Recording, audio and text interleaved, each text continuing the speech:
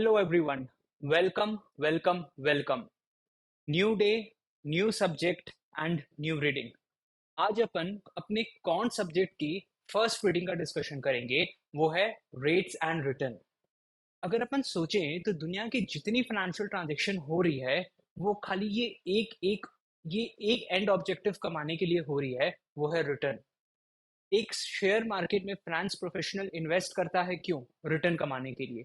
एक बिजनेसमैन अपना बिजनेस चलाता है क्यों? रिटर्न कमाने के लिए। दुनिया में जितनी बड़ी कंपनीज हैं वो इतना इन्वेस्टमेंट करके इतना ऑपरेशंस हैंडल करती है क्यों? रिटर्न कमाने के लिए। तो जब भी अपन रेट्स एंड रिटर्न का डिस्कशन करते हैं तो एक बहुत इंपॉर्टेंट कंसेप्ट आता है, वो है इंटरेस्ट रेट का। अब वी ऑल नो कि money has got some time value, meaning कि पैसे की कीमत समय के अनुसार बदलती रहती है।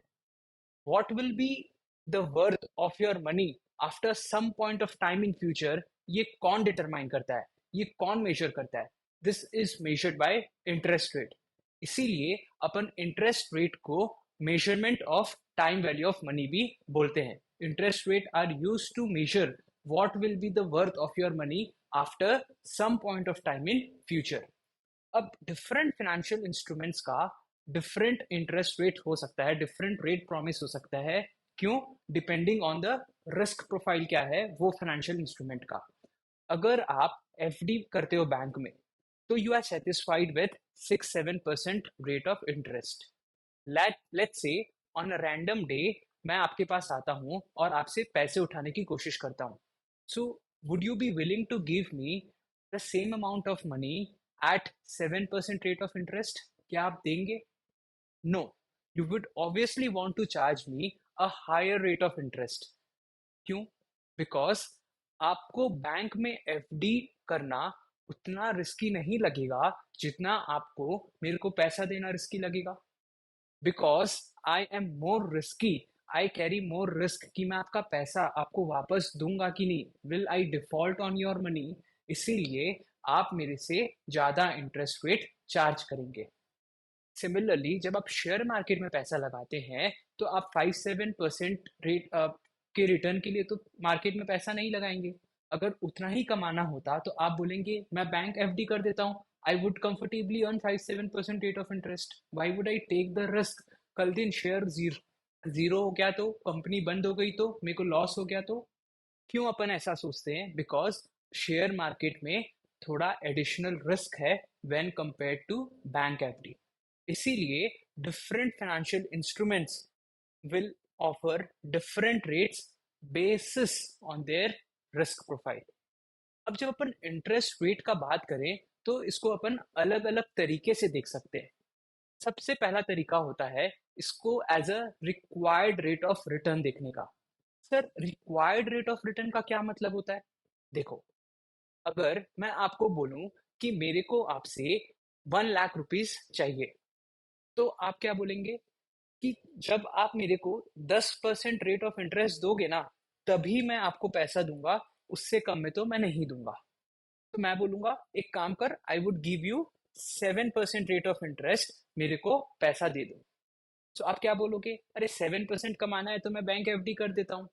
तेरे को मैं पैसा दूंगा तो मेरे को कम से कम the minimum requirement to compensate me for lending funds to you is 10%।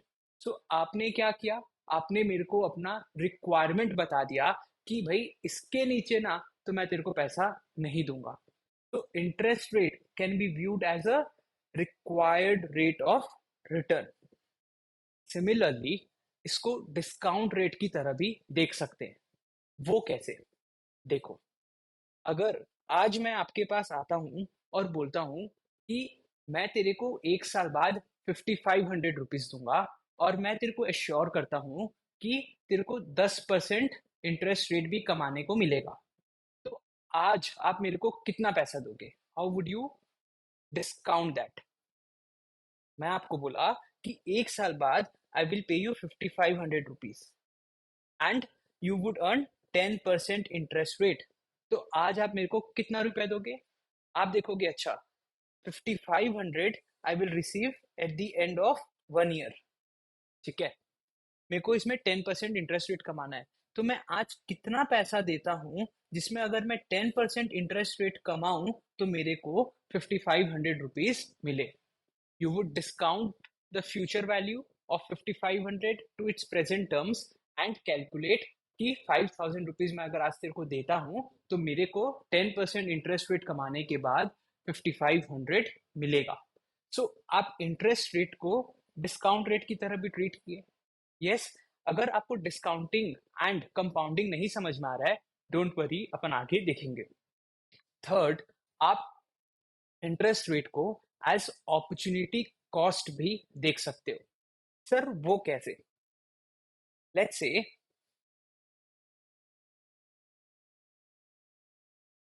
से आज आपके पास 55,000 रुपीज था. You had 50,000 rupees today. You were going to buy an iPhone. आज आपको एक आईफोन खरीदना था. रास्ते में आपको मिल गया मैं, और मैं आपको बोला कि एक काम कर, मेरे को 50,000 रुपीज की आज जरूरत है, मेरे को दे दे, मैं तेरे को 5% इंटरेस्ट रेट दूंगा.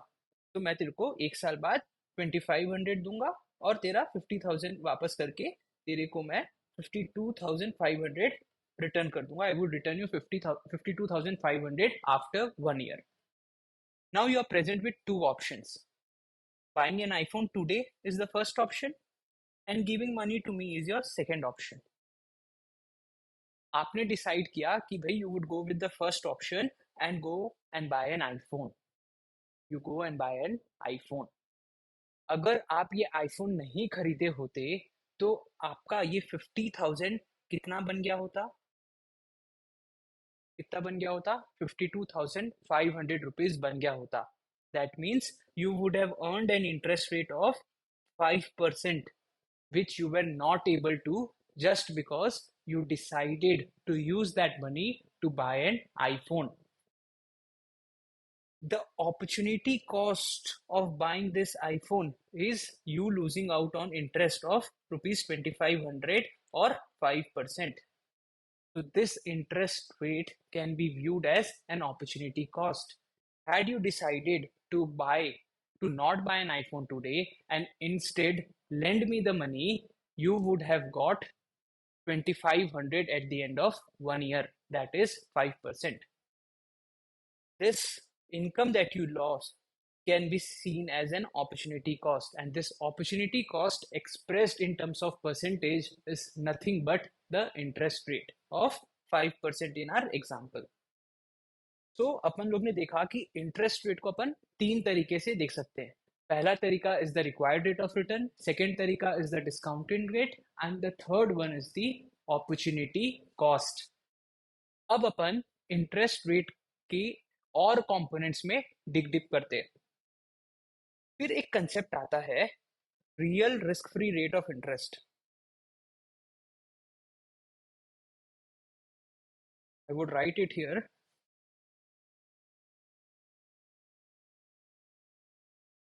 Real risk free rate.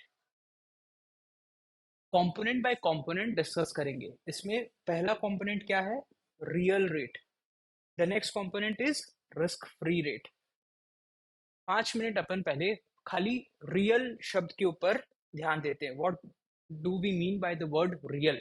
Risk free rate वगैरह सबको आप छोड़ दो, खाली अंडरस्टैंड करो the meaning of the word real. Okay, let's say you had rupees 100 in your pocket today. Today you have rupees 100.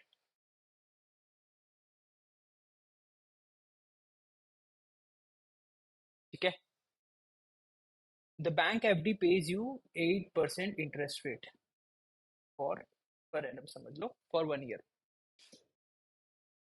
अगर आप बैंक में पैसा डालते हो, अगर आप बैंक में पैसा डालते हो तो आफ्टर 1 year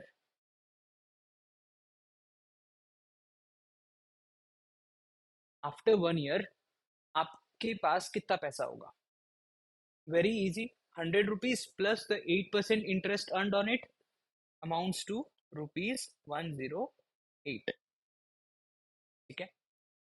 जब ये है एक सिनेरियो, आज आपके पास 100 रुपए था आपके पॉकेट में, while you were going out to the market, आप your mom said bring me a kg of apple, bring me 1 kg of apple.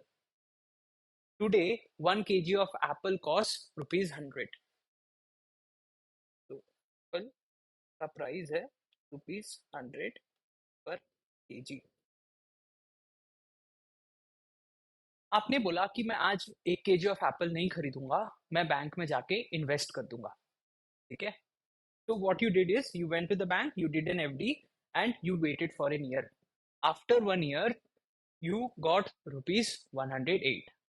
फिर आपकी मॉम ने बोला go and buy me 1 kg of apple. हर बार तो आप mom को टकरा नहीं सकते, उसके बाद आपको ये मिलेगा। तो आज आप एप्पल खरीदने गए, ठीक है, आज आप एप्पल खरीदने गए। Now the Apple cost you rupees 103 पर KG. You bought an apple. So this is what you got. This is you spent on an apple. You are left with rupees 5 in your pocket. You are left with rupees 5 in your pocket. Now when you came back home, आपने अपनी mom को 1 kg of Apple दे दिया और अपनी mom को बोला कि mummy मैं 8% इंटरेस्ट रेट भी कमाया इस साल, आई अर्न रुपीज 8। तो आपकी मॉम ने बोला अच्छा तुम्हारी पहली कमाई है, मेरे को दो। Then you were searching in your pocket for rupees 8, but आपके पॉकेट से तो रुपीज 5 ही निकला, आपके पॉकेट से तो रुपीज 5 ही निकला। Who at that 1 rupees? वो 1 रुपया किसने खाया? वो एक मॉन्स्टर ने खाया जिसका नाम है इन्फ्लेशन, जिसका नाम है inflation. Inflation is the monster here, he at your rupees 3। So in real sense, you had just rupees 5 in your pocket. In real sense, you earned just rupees 5. This rupees 5 upon your initial investment of rupees 100, your 5% that you earned is real rate of return। कि भाई real में, actual में आपने कितना पैसा कमाया, कितना interest कमाया। So this 5% means real interest rate. I hope you are very clear with the word real.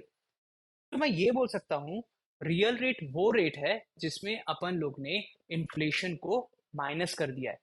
Real rate is something that we arrive at after adjusting for inflation, after adjusting for inflation. So this is an inflation adjusted return। ध्यान से देखना, this is an inflation adjusted return।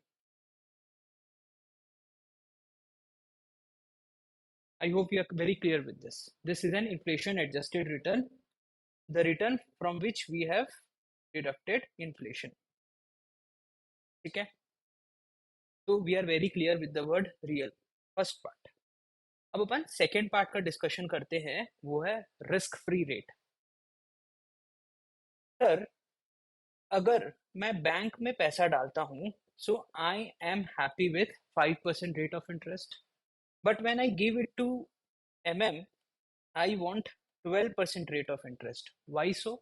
Because MM is more risky and bank is less risky, and bank is less risky. Similarly अगर government of India में से पैसा मांगती है तो I would be willing to give at 3%, because government में तो risk ही नहीं है। गवर्नमेंट पैसा डुबा के कहीं कहाँ भागेगी?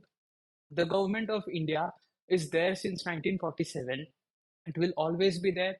अगर गवर्नमेंट के पास पैसे खत्म भी हो जाते हैं तो वो नोट प्रिंट करके आपको आपका पैसा देगी। So government will not default, so no risk for government of India. Government of India के लिए you have no risk. Yes. तो गवर्नमेंट ऑफ इंडिया जब सिक्योरिटीज इशू करके आपसे पैसा लेती है तो you are willing to give at 3% because government has no risk of default. So real risk free rate वो इंटरेस्ट रेट है जिसमें यू विल बी कन्विंस्ड जब मार्केट में इन्फ्लेशन भी नहीं हो और रिस्क भी नहीं हो, तब आपको अगर कोई रियल रिस्क फ्री रेट देगा तो आप खुशी खुशी ले लोगे। when there is no inflation and second there is no risk. But do you ever think it is practically possible? Do you think it is practically possible कि zero inflation हो and zero probability of default? Sir, zero probability of default तो फिर भी possible है अगर government issue करती है, but ऐसी इकोनॉमी जहां पे इन्फ्लेशन भी नहीं हो, तब भी क्या ये पॉसिबल है? नहीं। Generally, mostly and theoretically it is not possible. इसीलिए अपन रियल रिस्क फ्री रेट को एक थ्योरेटिकल रेट बोलते हैं, नॉट प्रैक्टिकली पॉसिबल बोलते हैं। It is not practically possible. दूसरा, रियल रिस्क फ्री रेट जो है, it is also a measurement of time preference. Sir, ये बात हमको समझ में नहीं आई कि ये टाइम प्रेफरेंस का क्या मतलब है। टाइम प्रेफरेंस का आप हमको मतलब समझाओ। तो वो मैं आपको समझाऊं उससे पहले एक बार आप ये एग्जाम्पल रीड करो। Read this yourself. एक बार आप ये एग्जाम्पल रीड करो।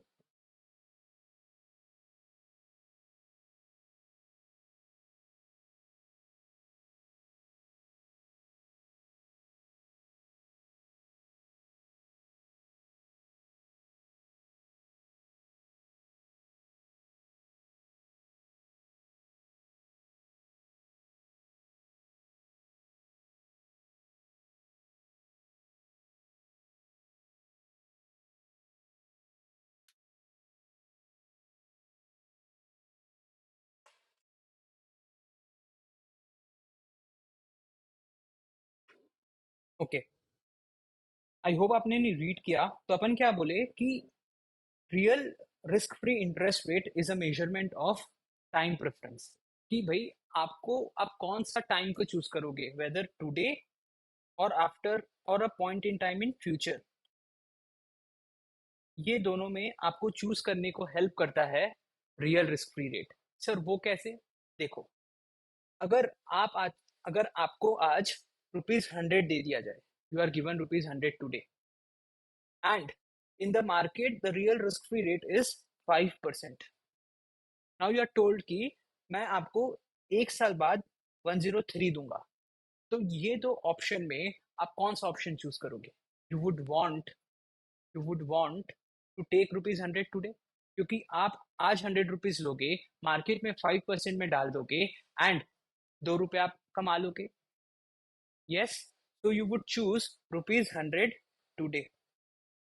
सिमिलरली, अगर आपको बोला जाए कि आपको आज ₹100 मिलेगा और एक साल बाद भी 105 मिलेगा, तो यू वुड बी इनडिफरेंट कि भाई इसको दूं तो ये भी मेरे को 105 देगा, और मैं मार्केट में जाऊं अगर इन्वेस्ट करने तो भी 5% ही इंटरेस्ट रेट कमाऊंगा। I am indifferent.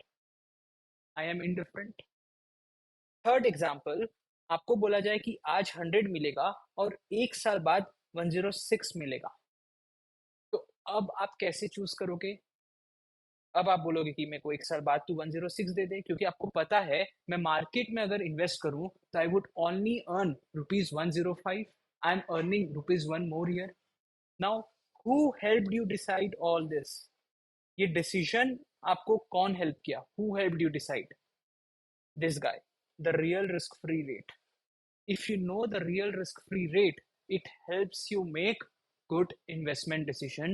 It helps you measure time value of money correctly. आपका प्रेफरेंस डिसाइड करने में हेल्प करता है, एंड इसीलिए अपन इसको a measure of time preference भी बोलते हैं। We call it a measure of time preference. We call it a measure of time preference. I hope you are absolutely clear with real risk free rate. अब अपन चलते हैं real rate of return में। तो अभी अपन ने क्या discuss किया? Real risk free rate. अब अपन को क्या डिस्कस करना है? Real rate of return.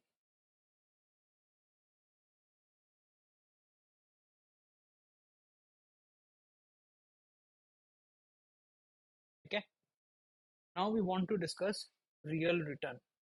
दोनों में डिफरेंस क्या है इसका? रिस्क फ्री का। Now when there is risk element in the market, तब आप कितना रुपया चार्ज करोगे, वो है रियल रिटर्न। उससे पहले एक कंपोनेंट डिस्कस करते हैं अपन, नॉमिनल रेट का। ठीक है, रियल रिटर्न में आने से पहले, रिस्क फ्री वाला प्रीमियम का डिस्कशन करने से पहले अपन डिस्कस करते हैं नॉमिनल रिटर्न का। तो इसके बीच में मैं लिख देता हूँ nominal return.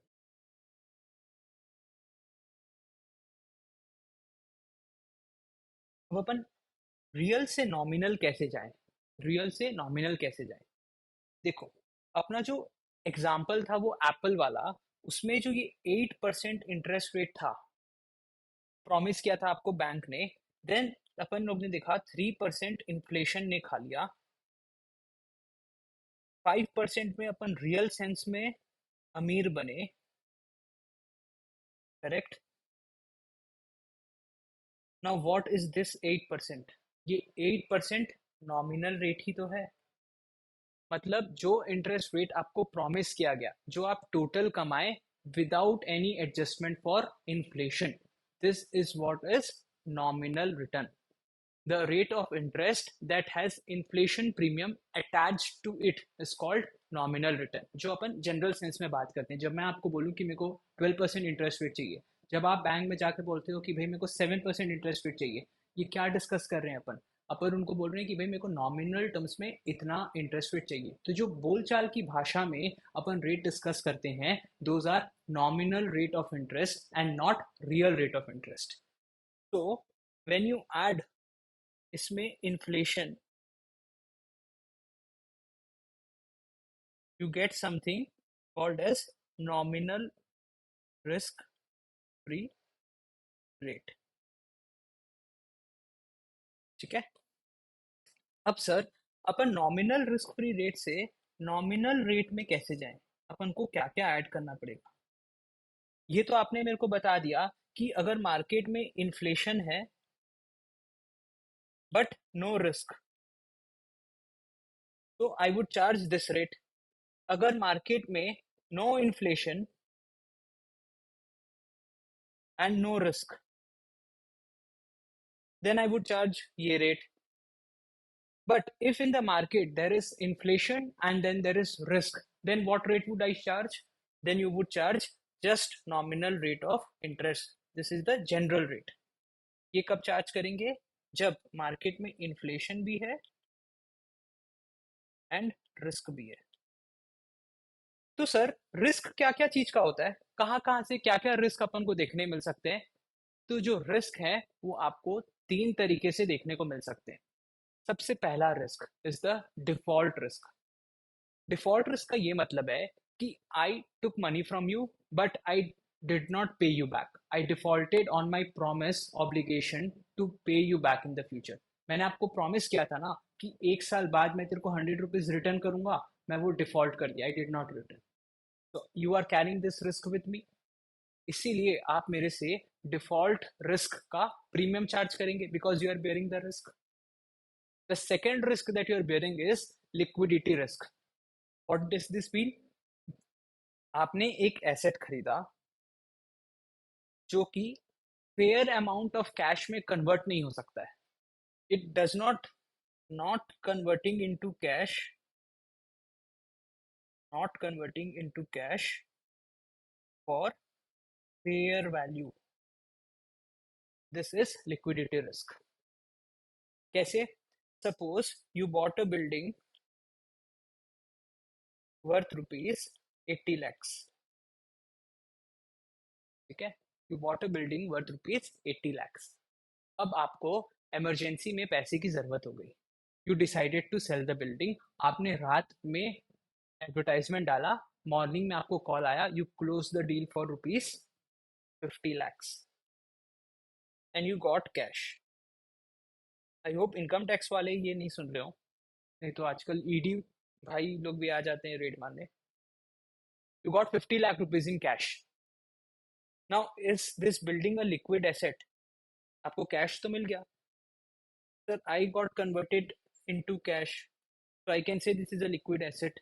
No, you did not get the fair value of building, the fair value of building was ₹80 lakhs, but you did not gate fair value, आपको मिला 50 lakhs. तो this is not a liquid asset. This is not a liquid asset. बहुत सारे बच्चों को अभी भी ये लगता है कि लिक्विडिटी का मतलब यही होता है कि its ability to quickly convert itself into cash, तुरंत बिक जाना. तुरंत बिक जाना इज नॉट लिक्विडिटी. तुरंत बिकना और अपना फेयर वैल्यू रियलाइज करना इज व्हाट इज लिक्विडिटी. तो जब आप मेरे को पैसा दे रहे हो और आपको वापस पैसे की रातों रात दरकार पड़े, तो हो सकता है आपको नहीं मिलेगा. बैंक एफडी तो आप रातों रात बैंक में एक नोटिस डालोगे कि I want my money, you break your FD, you pay a minimal charge and you get your money back. But that would not be a case with me. जो आप ये रिस्क उठा रहे हो of not getting your fair value in case of emergency, ये ही तो liquidity risk है. And you would want to charge liquidity risk premium for it. You would want to charge something. That charge something is called premium for bearing that risk. Now the third risk that you are taking is maturity risk. इसका क्या मतलब होता है?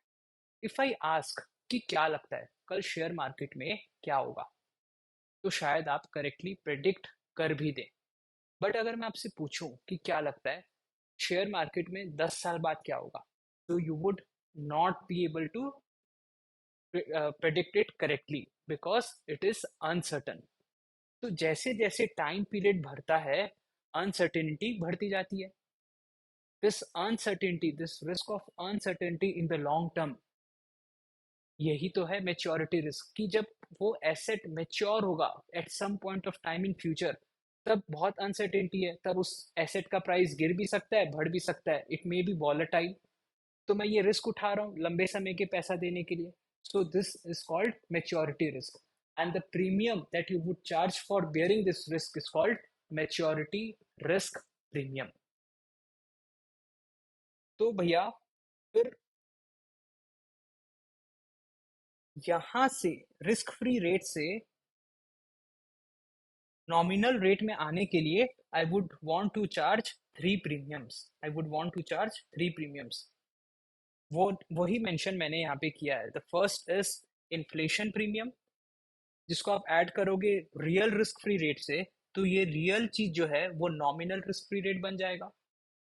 Then you charge default premium, liquidity premium and maturity premium for bearing these three type of risk, and then this risk free rate gets converted into nominal rate of interest. तो अपन लोग ने in detail एक एक component का discussion किया and we saw कि how nominal risk free rate of interest gets converted into nominal rate of interest. A real risk free rate of interest gets converted into nominal rate of interest. ठीक है. So this is what you would charge when no inflation and no risk. This is what you would charge when there is inflation but no risk. Generally government bonds के case में nominal risk free rate ही अपन charge करते हैं. This is what you would charge when there is inflation and then there is some risk. ठीक है.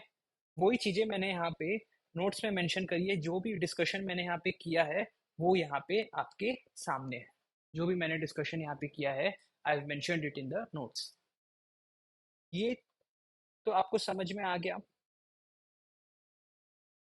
कि when you add expected inflation rate to real risk free rate you get the nominal risk free rate. यही वाला चीज. But इससे आपको approx answer मिलता है. मतलब अगर अपन अपना एग्जांपल लेते हैं कि 5% was your real interest rate, 3% was inflation, तो आप मेरे को फटाफट बोल दोगे कि भाई 8% is your nominal return, is your nominal interest rate. आपने क्या किया 5 + 3. But this gives you an approx answer. अगर आपको एक्यूरेट आंसर निकालना है तो आपको मल्टीप्लिकेटिव रूल फॉलो करना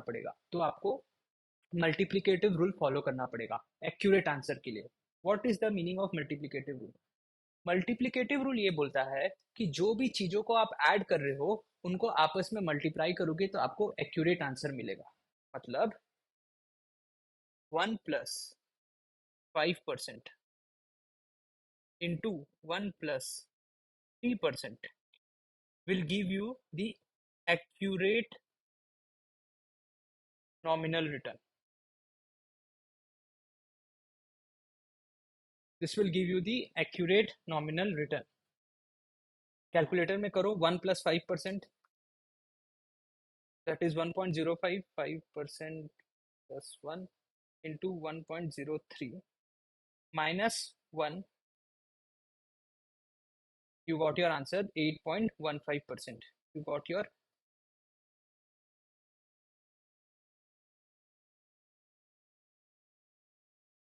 wait a minute,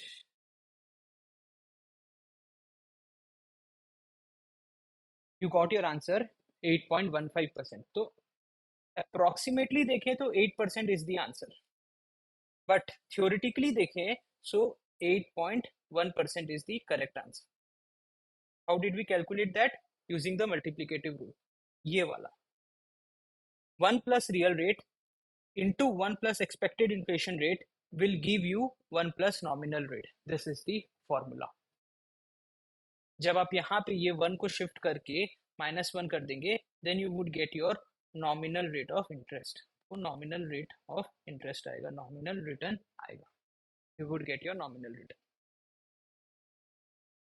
इससे आपको एक्यूरेट आंसर मिलेगा। जनरली अप्रोक्सीमेशन में ही काम हो जाता है। ओके तो अपन लोग ने इंटरेस्ट रेट का पूरा डिस्कशन कर लिया। वी सॉ कि कैसे रियल रिस्क फ्री रेट से अपन नॉमिनल रेट ऑफ इंटरेस्ट में आते हैं। अब अपन रिटर्न कंसेप्ट के बारे में डिस्कशन करेंगे।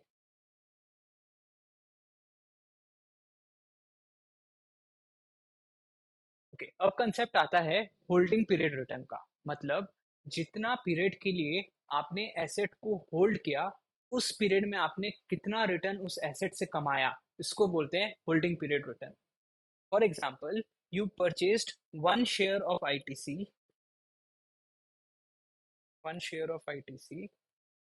at rupees 250. 1 year later, the price goes to 400. So, what will be your 1 year holding period return? इस 1 year में आपने कितना पैसा कमाया? 400 minus 250. This is your profit upon your initial investment of rupees 250. So you earned around 60%. आपने 60% पैसा कमाया। अगर ये आईटीसी का शेयर बीच में आपको ₹50 डिविडेंड भी दे देता है, ₹50 डिविडेंड, तो अब आपने कितना कमाया? 400 माइनस 250। ये तो आपके शेयर के प्राइस एप्रिसिएशन से कमाया। इसके अलावा ₹50 आपको कैश डिविडेंड भी मिला on your initial investment of ₹250। So you earned 200 by investing to 250. That means your 1 year holding period return was 80%. तो सिंपल रिटर्न जब आप कैलकुलेट करते हो ऑफ एन एसेट, जितना पीरियड के लिए आपने उसको होल्ड किया है उसको होल्डिंग पीरियड रिटर्न बोलते हैं। Very simple. यही एग्जांपल मैंने यहाँ पे मेंशन भी किया है। अगर आपको 3 साल का इंडिविजुअल होल्डिंग पीरियड रिटर्न दे दिया जाए, कैसे? आपको year 1, 2 and 3 20%, 30% and 15%. This is your HPR. अब मैं आपको बोलूं कि मेरे को 3 year HPR निकाल के दो। आपने फर्स्ट ईयर कमाया कितना? 20%, second year 30 and third year 15। मेरे को पूरा 3 साल का कंबाइंड HPR निकाल के दो कि आपने over a period of 3 years total कितना रिटर्न इसमें से कमाया। एंड यहाँ पे 2 year HPR निकाल के दो। How would you do that? मतलब जब आपने फर्स्ट ईयर 100 कमाया तो उसमें 20% आपने ₹100 लगाया तो आपने 20% कमाया। So you earned 100 became 1.2 times 120. Then this entire money became, फिर 30% से ग्रो हुआ, so it became 1.3 times. Then this पूरा sum of money again grows by 15%, तो 1.15 times. ये मैं आपको शॉर्टकट बता रहा हूँ सोचने का, इसका फॉर्मूला भी है पर वो भी करेंगे अपन. ऐसे सोचो कि 20% is growing money by 1.2 times ना. 1 प्लस 20% कितना होता है? 1.2. सो 1 बिकेम 1.2, इसमें 1 बिकेम 1.3, इसमें 1 बिकेम 1.15. तो मैं जितना लगाता गया ये 1.2 टाइम्स बढ़ा, 1.3 टाइम्स बढ़ा एंड 1.15 टाइम्स बढ़ा. वही मैंने यहाँ पे किया, वही मैंने यहाँ पे किया. अगर आपको ऐसे नहीं समझ में आता है for now, you can also refer to the formula. What does formula say? कि combined HPR for 3 years,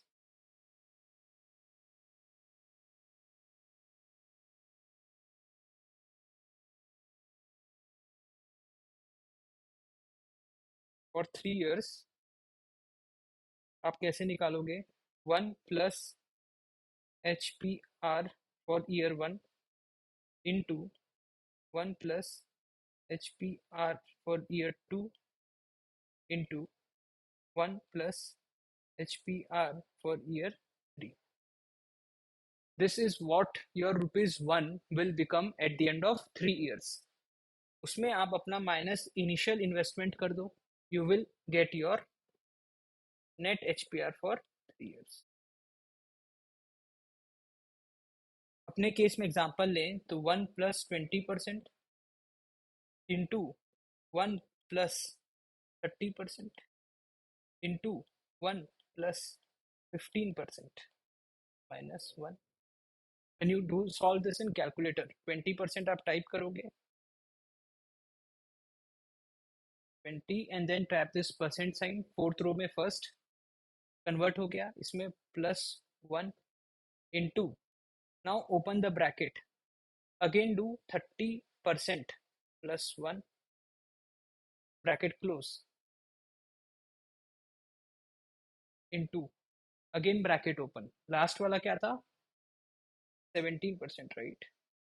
15%, 15% bracket close. They did not do +1. 1 2 3. This is your answer, -1. So sorry.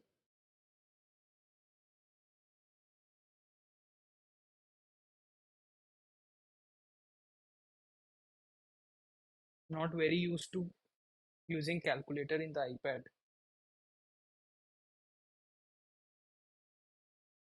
So you got your answer, 79.4%. 79.4% is the HPR for 3 years. So अगर आप year 1 के starting में ₹100 लगाते हो, so by end of 3 year you would end up having ₹179.40.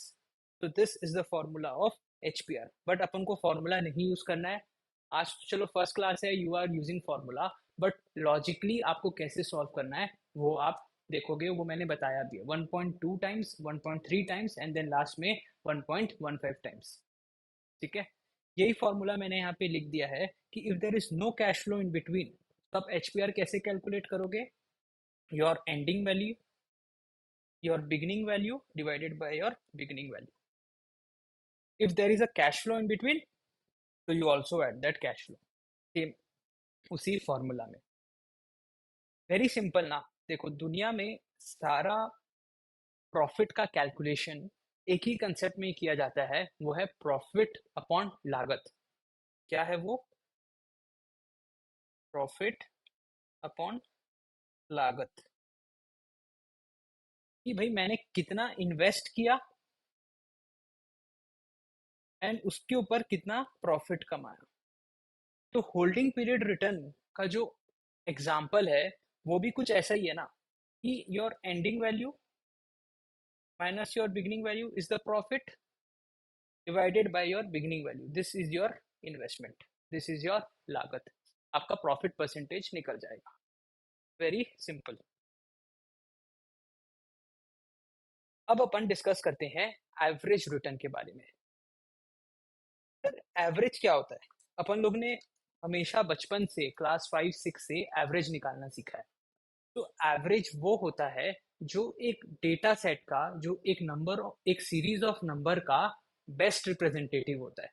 कि भाई अगर मेरे से कोई पूछे तो मैं पूरा नंबर की कहानी ना करके ऑन एन एवरेज उसको अगर ये एक फिगर बोल देता हूँ तो उसको सेंस आ जाएगा कि अच्छा ये नंबर कहीं ना कहीं बीच में आएगा। सो this is a measure of central tendency, this is a number that best represents the return outcome. For example, मैं आपसे बोलूं कि रिलायंस का शेयर लास्ट 4 साल में 10%,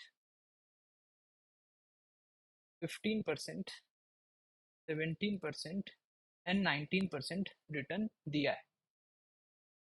ठीक है, 10%, 15%, 17% एंड 19% रिटर्न दिया है। अगर आपसे कोई आके पूछे कि रिलायंस का शेयर कितना परसेंट रिटर्न देता है, तो आप उसको ये बताओगे क्या कि इस साल 10 दिया, उसके पहले साल 15, उसके पहले साल 17 एंड उसके पहले साल 19? ऐसे तो नहीं बताओगे। अगर एक नंबर बताना हो कि भाई ऑन एन एवरेज इतना नंबर देता है, तो आप वो कैसे कैलकुलेट करोगे? वेरी सिंपल, 10 + 15 + 17 + 19 डिवाइड बाय 4, जो भी आंसर आएगा वो आप बता दोगे कि ऑन एन एवरेज रिलायंस का शेयर उतना रिटर्न देता है। यहाँ पे इंपॉर्टेंस आता है एवरेज कैलकुलेट करने का। और जब अपन रिटर्न का डिस्कशन करते हैं तो एवरेज निकालने के 3 मेथड है। कौन कौन से वो मेथड है? सबसे पहला मेथड है ये एरिथमेटिक मीन वाला मेथड। एरिथमेटिक मीन अपन जानते भी हैं और हमेशा से अपन कैलकुलेट करते हैं। ये सिंपल एवरेज मेथड है। Number of total of all the observations divided by number of observations. I did not teach you this.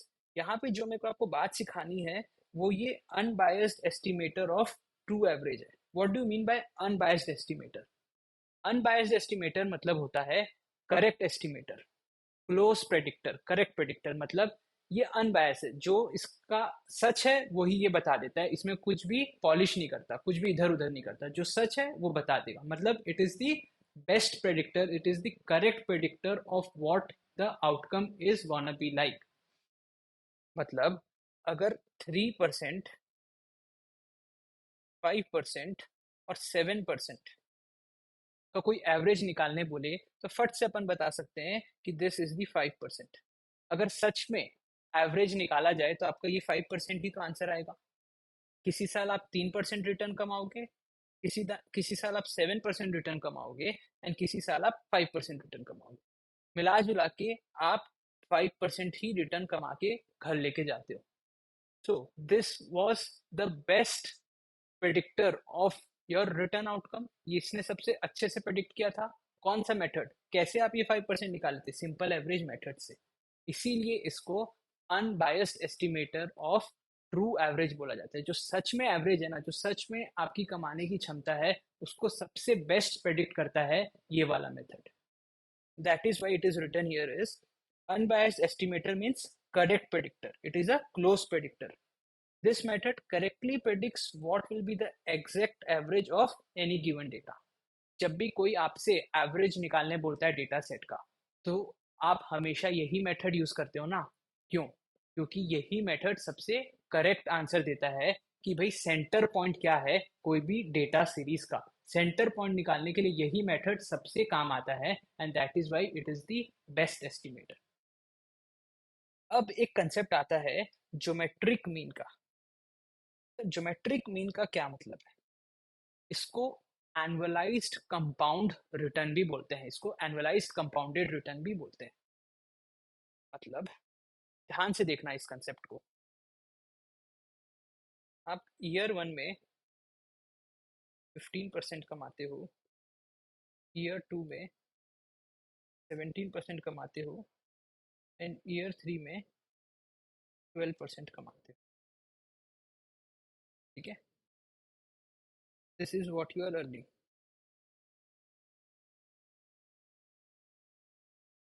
15, 17 and 12। अगर मैं आपको बोलूं कि मेरे को होल्डिंग पीरियड रिटर्न निकाल के दो फॉर 3 इयर्स। अभी मैंने आपको सिखाया भी था।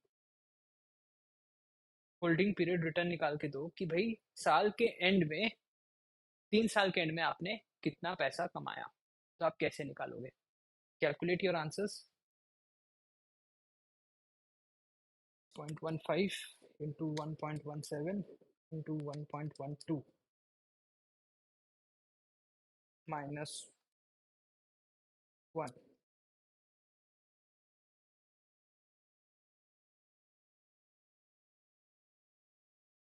into 100. The answer is 50.696%. So if you invest rupees 100 here, at the end of 3 years, you will have rupees 150.696. ये तो अपन ने ऐसे निकाल दिया। अब मैं आपसे पूछूं कि एक एवरेज रिटर्न बताओ जो तुम कमाए और जिसको हर साल कंपाउंड करते तो 150.696 रुपीज आता। सर मतलब नहीं समझ में आया, फिर से बोलो क्या बोले आपने?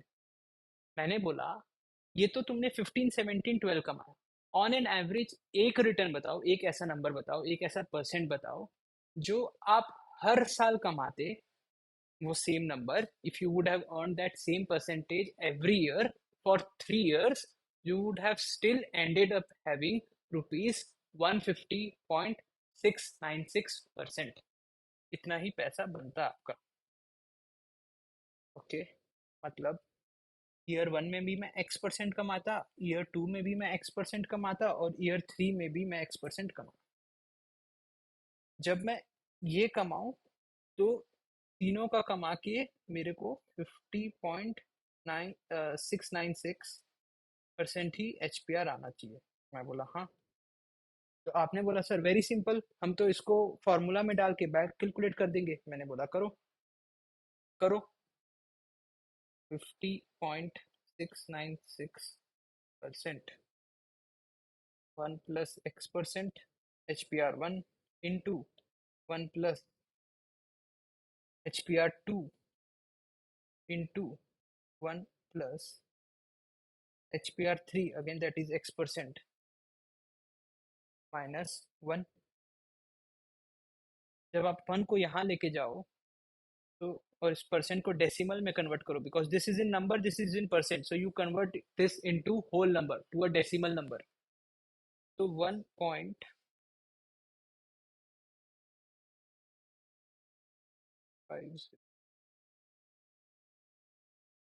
is equal to 1 plus x% to the power 3, मतलब 1.50696 to the power 1 by 3 is equal to 1 plus x%।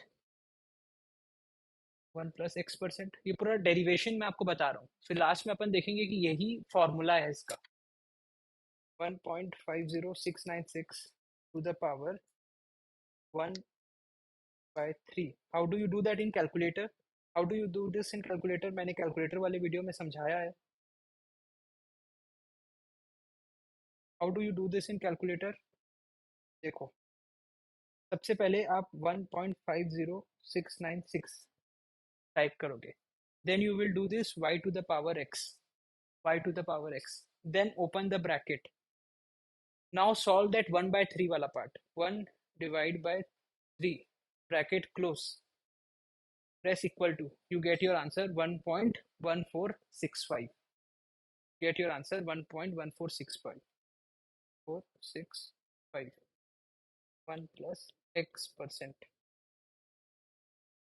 अब 1.1465 minus 1 is equal to x%। 0.1465 x by 100%, को when you convert it into number, x is equal to 14.65। मतलब average में अगर आप 14.65% हर साल कमाते, average का तो यही मतलब होता है ना, एक नंबर बताओ जो मेरा बेस्ट रिटर्न का एस्टिमेट है, जो अगर मैं उतना भी कमाता तो बात बराबर रहती। तो एवरेज में अगर आप 14.65% हर साल कमाते, so at the end of 3 year you would end up having in this case also 50.696% का HPR। ठीक है, so what is this 14.65%? 14.65% means, मैं बार बार आपको बोल रहा हूँ, ध्यान से समझो कि ये रिप्रेजेंट क्या करता है। Means if I had earned 14.65% every year for 3 years, I would have ended up having the same amount of holding period return what I am earning in this case। तो ये मेरा एवरेज है, but this is the compounded average growth rate. Compounded average कि भाई अगर एक average return जिसको आप हर साल कंपाउंड करोगे तो उतना ही रिटर्न आपको कमा के देगा। This is what is mentioned here.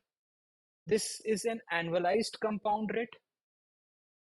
The holding period return that we saw is a combined HPR for 3 years, right. ये कंबाइंड एचपीआर है। अपन को एनुअलाइज्ड एचपीआर निकालना है। अगर एनुअलाइज्ड में आपने एनुअलाइज्ड टर्म्स में कितना रिटर्न कमाते हैं ऑन एन एवरेज वो निकालना है, तो अपन ज्योमेट्रिक मीन का कैलकुलेशन करेंगे। This is an annualized compound return and this will always be either equal to और लेस देन अरिथमेटिक मीन। वो क्यों? वो क्यों? क्योंकि here the compounding is involve. Here the compounding is involve. Here the compounding is involve. जहां पे compounding involve हो जाता है वहां अपन कम इंटरेस्ट रेट में भी खुश रहते हैं। सर ये वाला कंसेप्ट एक बार वापस बताओ। देखो, एक यहाँ पे आ गया सिंपल इंटरेस्ट। अपन पढ़े हैं बचपन में भी ना, simple interest method, compound interest method वही है। और यहाँ पे आ गया कंपाउंड इंटरेस्ट। मैं आपको बोला कि सिंपल इंटरेस्ट में अगर मैं आपको में से पैसा लोगे तो मैं 9% इंटरेस्ट रेट लूंगा। 9% इंटरेस्ट रेट लूंगा। कंपाउंड इंटरेस्ट में आई वुड चार्ज 8.96%। कंपाउंड इंटरेस्ट में आई वुड चार्ज 8.96%। ये दोनों में आप कौन सा मेथड से मेरे से पैसा लेना चाहो? For 2 years। फॉर 2 years दोनों में से कौन सा मेथड में पैसा लोगे? अगर आप सिंपल इंटरेस्ट में कैलकुलेशन करोगे तो ईयर 1 में your interest would be, principal amount 100 मानते हैं, would be 9 rupees. Would be 9 rupees. Year 2 में भी it would be 9 rupees. Correct. Your total interest would be rupees 18, क्योंकि कंपाउंडिंग नहीं इन्वॉल्व है। Your principal amount remains intact. But compound interest में year 1 में your interest would be rupees 9। Year 2 में your interest would not be now on rupees 9, sorry अपना 8.96% था ना, 8.96। Year 2 में it would not B 9, it would not B 8.96, अब होगा 108.96। यहाँ पे प्रिंसिपल अमाउंट भी बढ़ जाता है। इतना इंटरेस्ट कैलकुलेशन बैठेगा 108.96 into 8.96%, that comes to around 9.76। At this 18.72। Compound interest में आपको पैसा लेना महंगा पड़ गया rather than simple interest. Though notice compound interest कम था। प्राइमा फेसी तो ये महंगा दिख रहा था 9% और ये सस्ता था 8.96%, बट व्हेन वी कैलकुलेटेड ये ज्यादा बड़ी रकम बन गई। इसका मतलब कंपाउंडेड रेट ऑफ रिटर्न अगर कम भी हो तो बराबर या उससे ज्यादा का रिटर्न अपन को दे सकता है। तो ये कम रहने से भी मैं उतना ही खुश रहूंगा, उतना ही सेटिस्फाइड रहूंगा। तो कंपाउंडेड रेट जहां भी होगा वो हमेशा कम होगा एरिथमेटिक एवरेज से, क्योंकि एरिथमेटिक एवरेज से जब आप उस पिलर में पहुंचोगे, उस नंबर में पहुंचोगे, और आप कंपाउंड कर करके उस नंबर में पहुंचोगे, तो यहाँ छोटा नंबर भी वहां तक पहुंच सकता है, पर यहाँ आपको इनिशियली बड़े नंबर से स्टार्ट करना पड़ेगा इस केस में, to reach that milestone, to reach that milestone. So here a small number will also reach that milestone because it is compounding itself. तो ये हमेशा छोटा रहता है. It is always less than the arithmetic mean because arithmetic mean has to be a big number to be a correct predictor. और ये छोटा number से भी करेक्ट प्रेडिक्शन ले सकता है क्योंकि इट गेट्स कंपाउंडेड। वही ये सेम एग्जांपल जो मैंने वहां डिस्कस किया है अभी, वो यहाँ पे मेंशन्ड है कि भाई अरिथमेटिक मीन क्या होगा, 3 ईयर एचपीआर आप कैसे निकालोगे, and how to annualize it to calculate geometric mean, how to annualize it to calculate geometric mean. अगर आपको एनुअलाइज करना अभी नहीं समझ में आ रहा है तो कोई बात नहीं, अपन वापस देखेंगे, no need to worry. And we are very well seeing here is कि geometric mean is less than arithmetic mean because this is a compounded rate. 14.31% when compounded over a year of time would earn me 49.35%।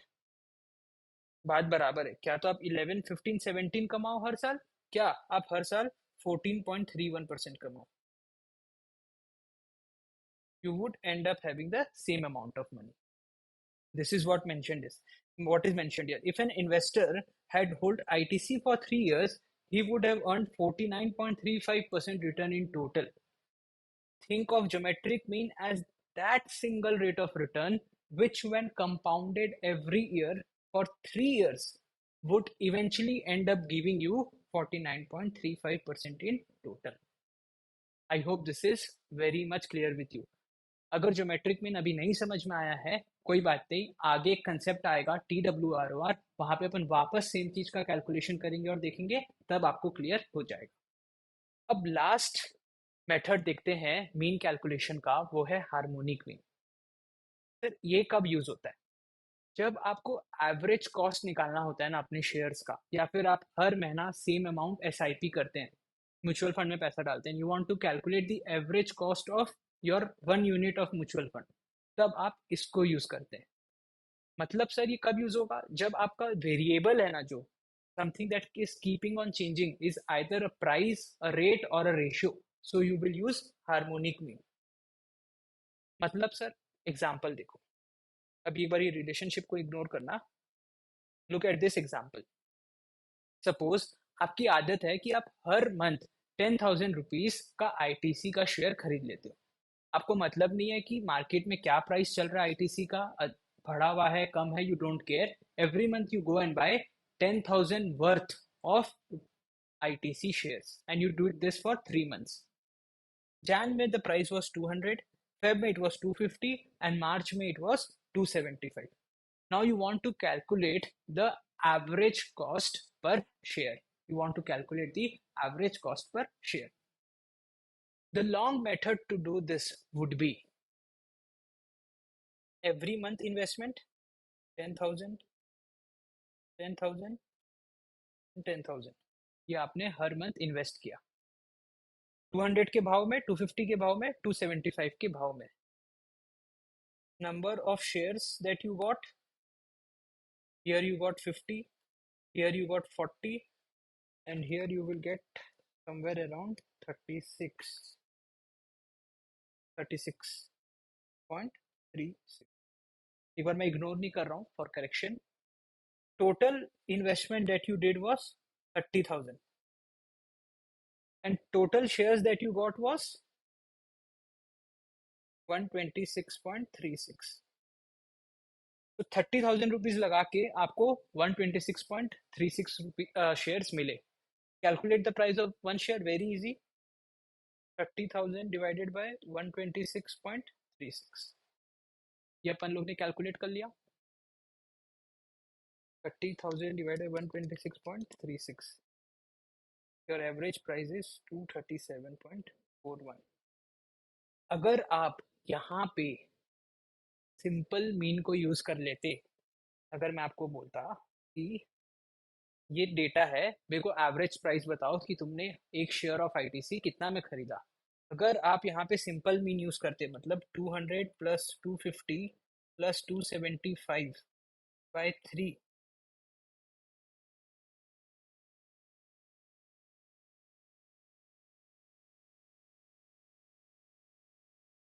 तो आपका answer आता 241, which is a wrong answer.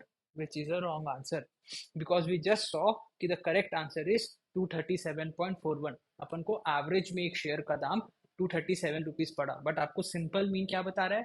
241।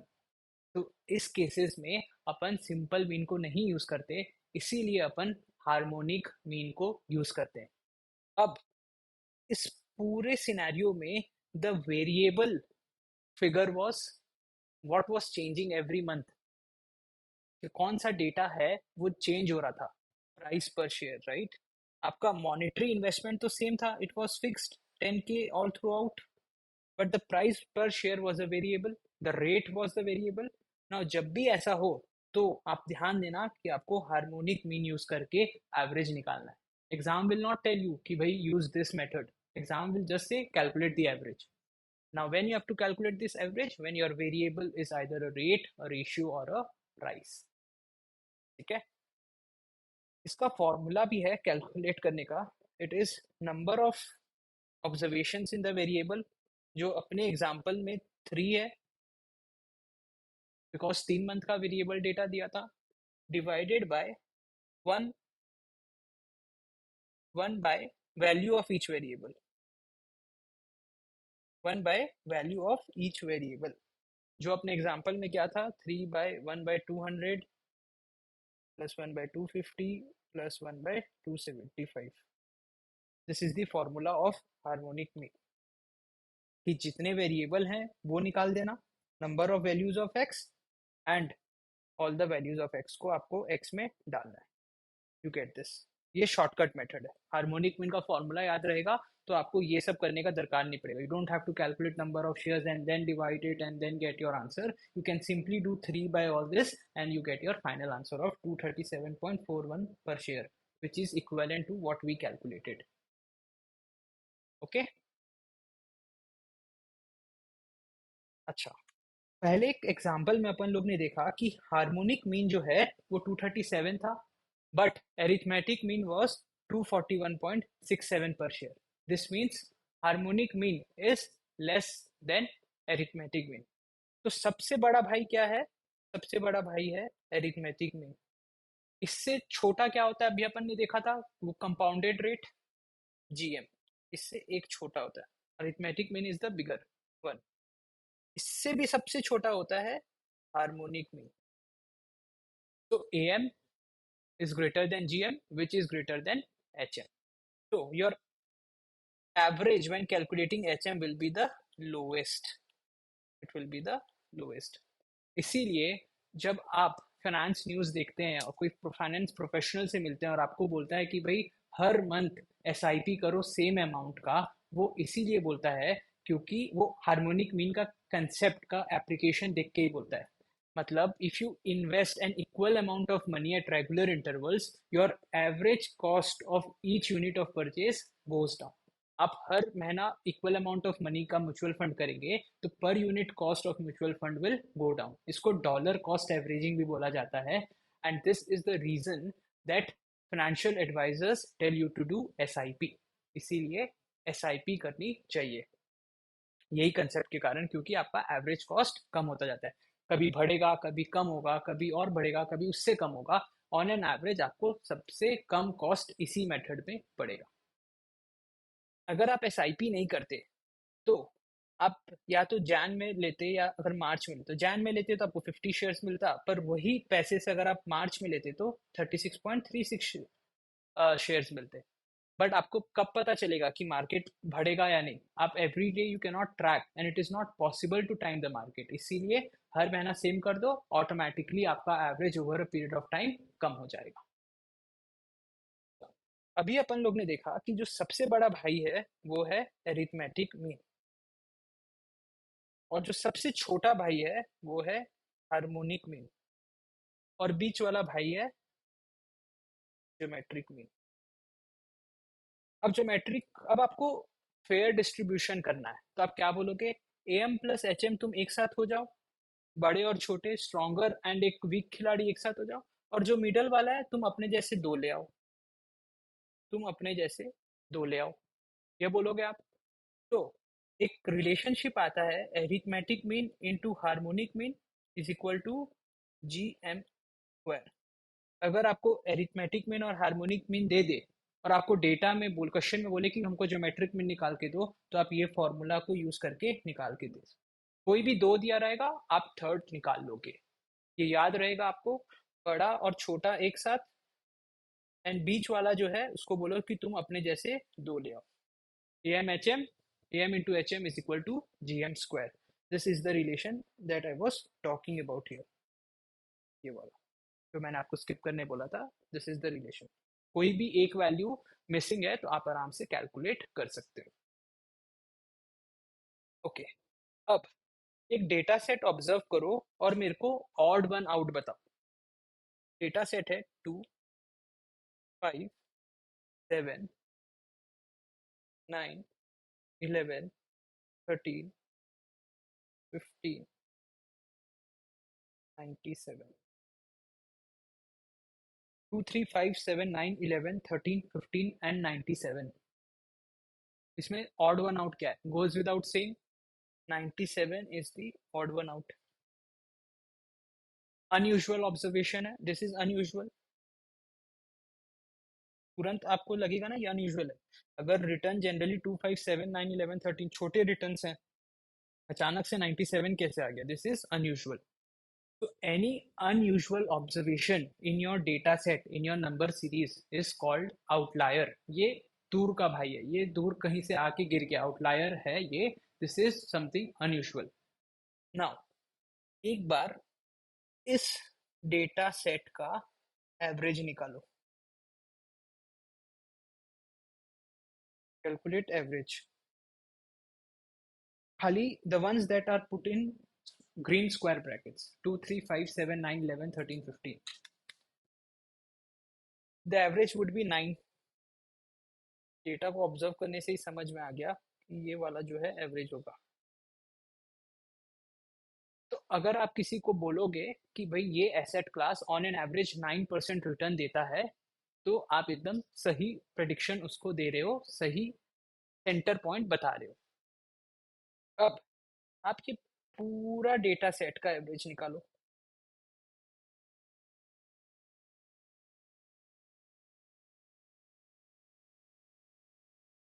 पूरा data set का average निकालो।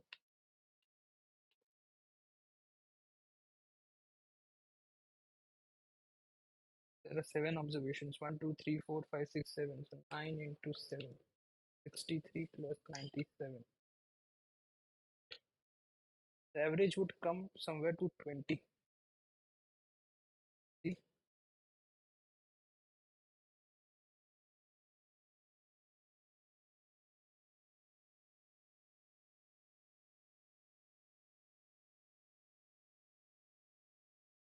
Close to 20.